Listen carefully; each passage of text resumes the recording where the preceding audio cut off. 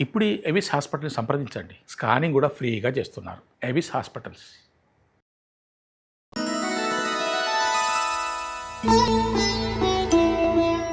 నమస్కారం గురువుగారు. నమస్కారం. గురువుగారు ఇక ఫైనల్‌గా మరి ఈ జూలై మాసంలో మీన రాశి వారికి ఎలా ఉండబోతుందంటారు?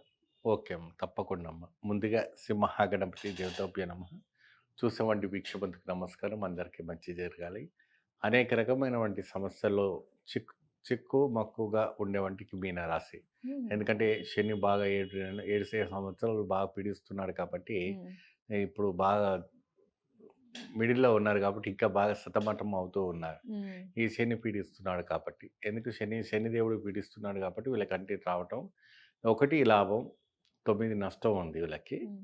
1 లాభం, 9 నష్టం ఉంది కాబట్టి వీళ్ళు బంగారంలో చేయబెట్టిన మట్టి అవుతుంది.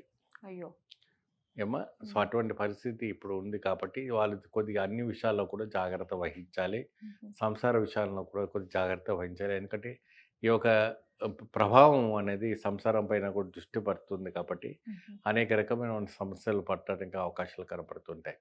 సో, విశేషమైనవంటి ఫలితాలు రావాలంటే శని, సూర్యుడికి చక్కగా ప్రతి మంగళవారం నాడు గాని, ప్రతి శనివారం గాని తైలాభిషేకం చేసి స్వామివారి దగ్గర నైవేద్యం పెట్టుకుంటే మంచి ఫలితం రావడానికి మంచి గోచరిస్తుంటుంది.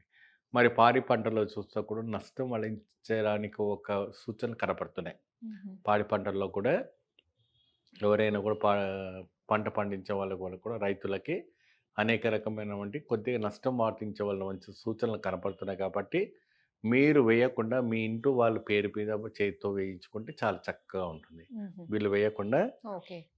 వీళ్ళ పేరు మీద ఎవరైనా ఇంక వేరే వాళ్ళు ఎవరైనా వారి చేతితోనే చేయించుకుంటే హుహు. చాలా చక్కని ఫలితం రావడానికి గోచరిస్తుంది. ఎందుకంటే వీరే స్వయంగా వేస్తే చాలా ఇబ్బంది పడడానికి అవకాశం ఉంటుంది. సో, మీనరాశిలో ఉన్నంటి వాళ్ళకి ఫోటోగ్రాఫర్స్ కానీ తర్వాత ఐటీ రంగంలో పనిచేసే వాళ్ళు కావచ్చు, సినీ తారలు కావచ్చు, కెమెరామెన్స్ కావచ్చు, అనేక మల్టీప్లెక్స్‌లో పనిచేస్తూ ఉంటారు ఎక్కువ హ్మ్. శాతం. హ్మ్. సో, వాళ్ళకందరికీ ఏంటంటే ఎక్కువ శాతం ఛాన్సెస్ రాదు. అయ్యో! దేంట్లో కూడా ఛాన్సెస్ అటువంటి ఇబ్బందులను పడుతుంటూ ఉంటారు. సో, హ్మ్. ఇటువంటి ఇబ్బందులను పడకుండా బాగా బయటపడిపోవాలి, ఆరోగ్యంగా ఉండాలి, స్థిరంగా ఉండాలి, సంసారం ముందు సాగాలి. ఏది సాగాలన్నా ముందు డబ్బులు, దుట్టు బాగుండాల. హ్మ్. దుట్లో బాగుంటే ఏదైనా కూడా ముందుకు సాగడానికి అవకాశం ఉంటుంది. హ్మ్. ఆ లక్ష్మీదేవి కూడాను కటాక్షిస్తుంటుంది.